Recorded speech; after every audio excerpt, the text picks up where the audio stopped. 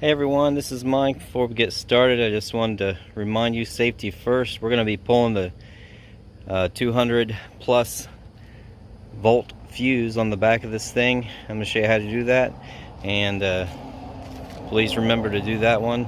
Also, we're going to be pulling the 12 volt fuse so as to keep the computer in check in case we happen to cross anything accidentally. So let me show you some of the tools. This is actually most of the tools we'll be using today. There are some others, such as it's nice to have some cardboard box to put underneath when the brake fluid leaks, and also the antifreeze will leak, or should we call it coolant, for the inverter reservoir. So we're going to have an impact to remove and reinstall some of the bolts. Also, we'll have a wrench so that we can hand tighten them after they're reinstalled. I believe it's 8mm all the way around for the Prius brake lines. It might be 8 or 9 at the actuator itself. A pair of pliers to install some of the, take off some of the lines, reinstall. An extension is nice. A pair of vice grips. We're going to use a meter to double check, and also string to hold some of the items back out of the way.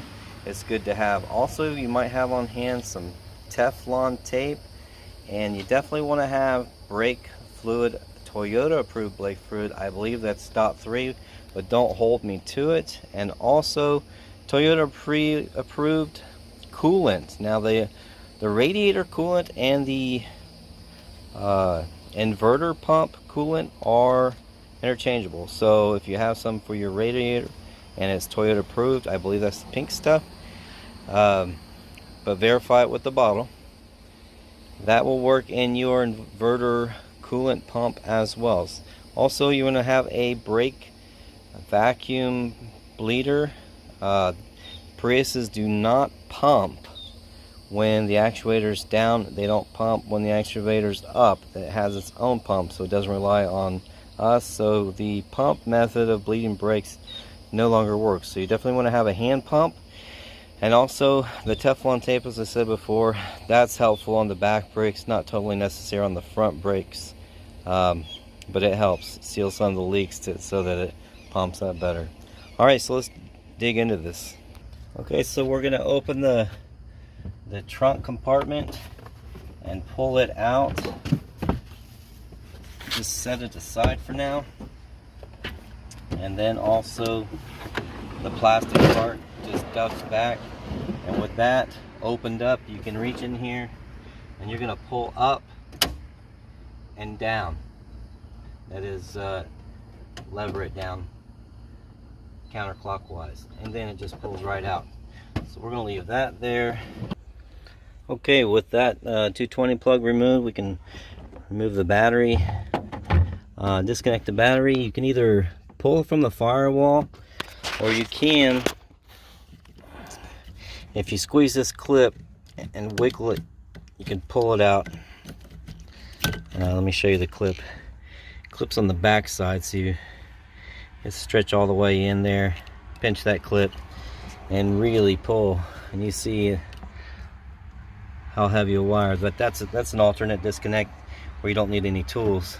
All right, next we gotta remove the windshield wiper assembly. That requires a 14mm.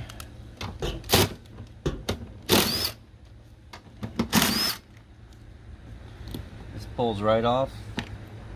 Okay, I'll shut the hood for this.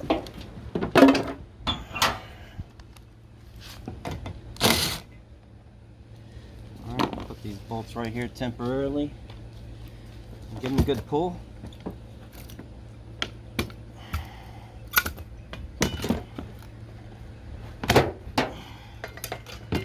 And these are very unique bolts, so you won't misunderstand them.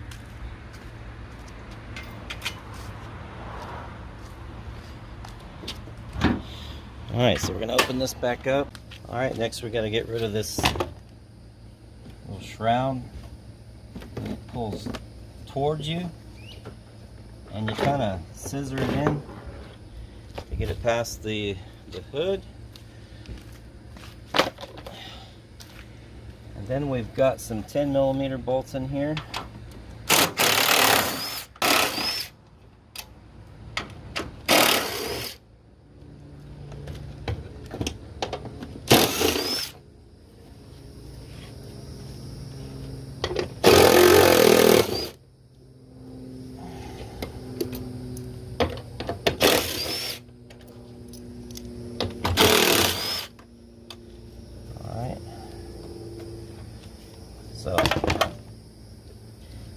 unclip this one, position it out of the way.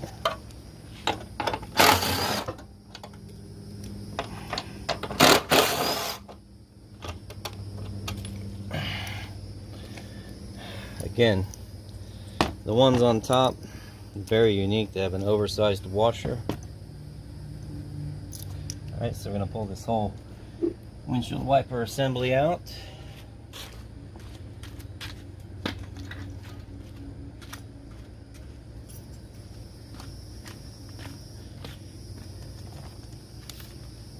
Couple more bolts.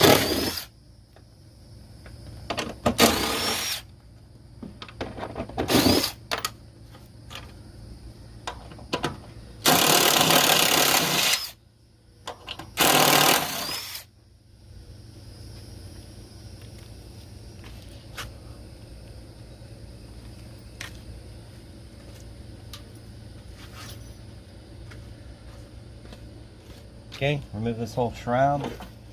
Now we've got the brake fuse box.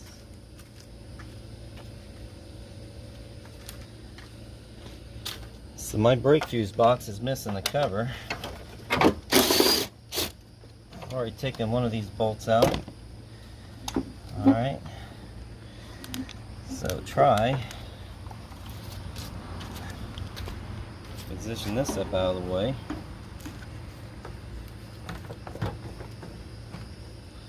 As much as possible.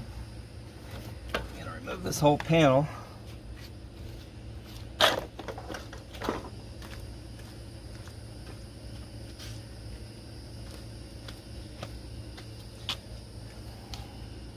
Next comes this front shroud.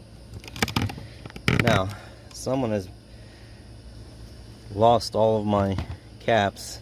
This brake actuator was replaced before, by the way, so it's went bad more than once. Just once while I've had it. So mine just has the regular rivets, but I believe some of these have a screw in the middle. You just run the screw out and then it'll pull right off.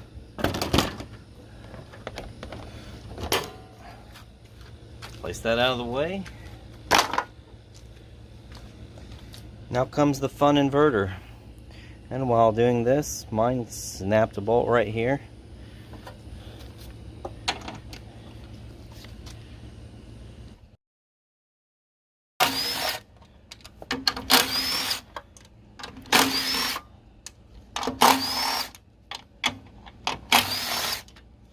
Also very unique bolts, so these shouldn't have any trouble confusing them.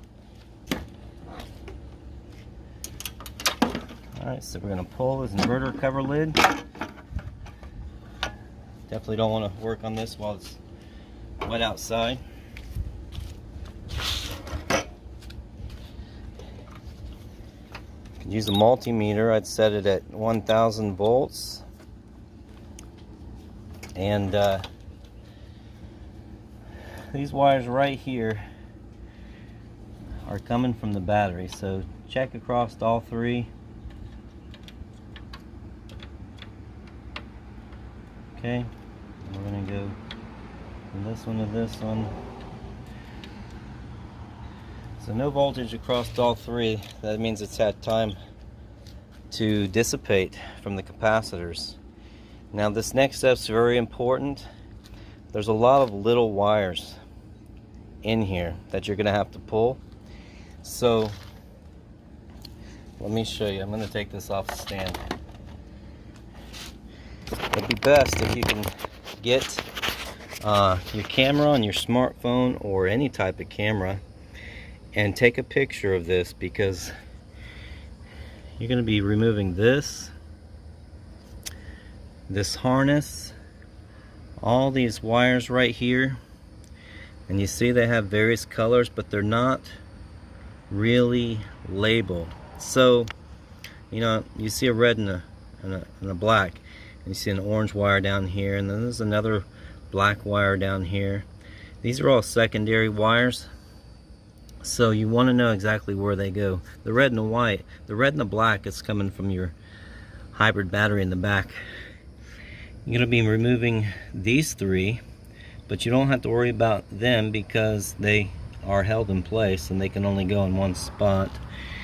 You've got a couple of bolts here. This is going to your drivetrain. This is one of them. The second one that goes to the drivetrain is right here. What you do is unbolt all three of these, and then there's some bolts up and underneath, and you're gonna, actually it's right here, you're gonna unbolt that one and unbolt that one right there where my finger is. So you're gonna unbolt that, and this will just actually drop down, and then you've got your mounting brackets. Oh, also your coolant. You've got a bolt up and under here, and a bolt back here, and I think that's it. I think there's just the two, but there might be more. This is the coolant reservoir for the inverter, and then your inverter pump is right down there. That you don't have to mess with. So you've got to remove that and that and that, and then right here, this one here, it goes to the bottom of the inverter. That's your AC control wire. Basically all of these have to be unclipped. This will be unbolted on this and on the back. See, you'll be pulling that, and then you've got, you know, the mounting bar here, the mounting bar there. That's another screw. Focus. Down inside. You just barely make it out. But that has to come out. It's preferable to take that one out instead of just the two on the back. One's easier than two anyway. But yeah, all of this has got to come out just to get to this brake actuator. Now, the brake actuator has 6 lines. I have no idea why, but there's 6 lines going to it in the front down there. The nice thing about it is it's got a positive locking system. You pull this and it disconnects the whole thing. So it's really hard to not plug this in. There's brake line on top, and then there's another line right there. I believe that's the supply line.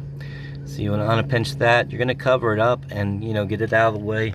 All these brake lines, you're going to have to bend them very, very carefully and get them out of the way. And then this brake actuator has 3 mounting bolts as well. One's on this side, down there, and then there's 2 here. There'll be a lot more room once this inverter is removed. Be super careful with the brake lines. Be super careful you don't cross thread anything, but it's just basically removal and reinstall. It's got the electric, I believe it's 6 lines in the front, 1 on top, and then you know, a lot of these lines, such as this one right here, has to be disconnected as well. And you're gonna want to tie that up. That's why you need the string. Tie that up and out of the way, and then you're gonna reinstall it, you know, exactly backwards. Don't forget anything, but again, if you take a picture of this, that'll get you started. Let me talk to you about the brakes, because the brakes on this thing is horrid. So once you have everything reinstalled, right here is the most critical part of reinstallation, because everything else is held in place. You can't really get it wrong because it just comes up and it's there. This one has to be disconnected to take it out. So once you get that, all of that, you're gonna want to do the brakes first. So you have to keep this full, and you're gonna crawl up and underneath. Now if you have a jack, it's going to work a lot better for you, but you're going to use your 8mm here to unscrew it.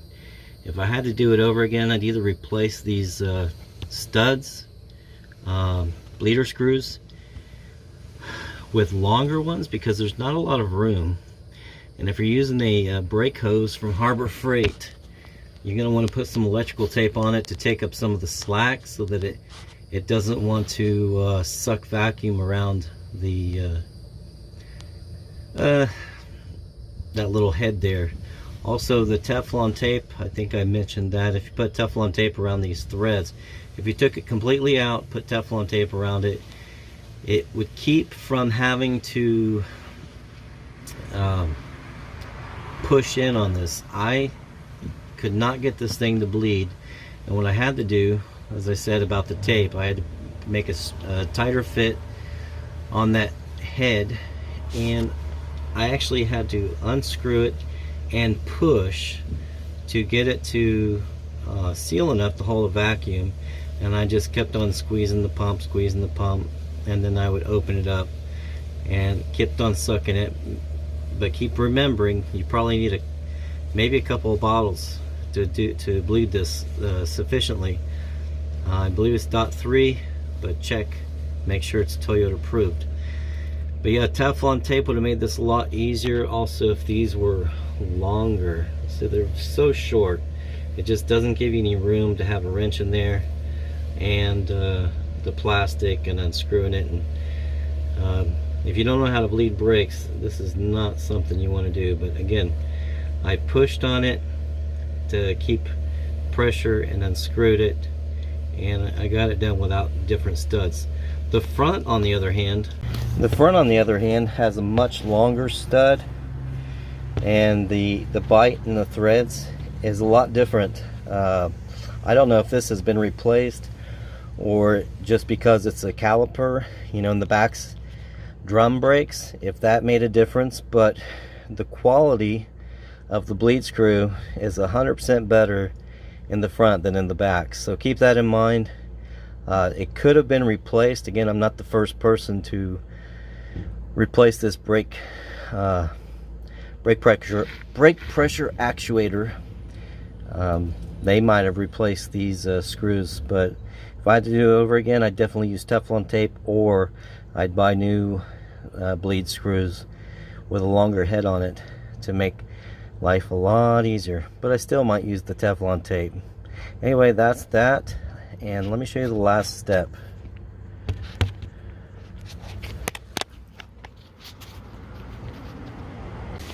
At this point, you've put the 220 plug back in, the 12-volt pump plug back in the back, and everything's buttoned up in the front here. And you're going to want to hook a hose to this. This is the bleeder valve for the inverter coolant pump and coolant system, and you're going to want to put a hose here and run it up to the inverter reservoir, and you're going to want to start the car. At that point, you'll crack this. I believe this is a 10mm.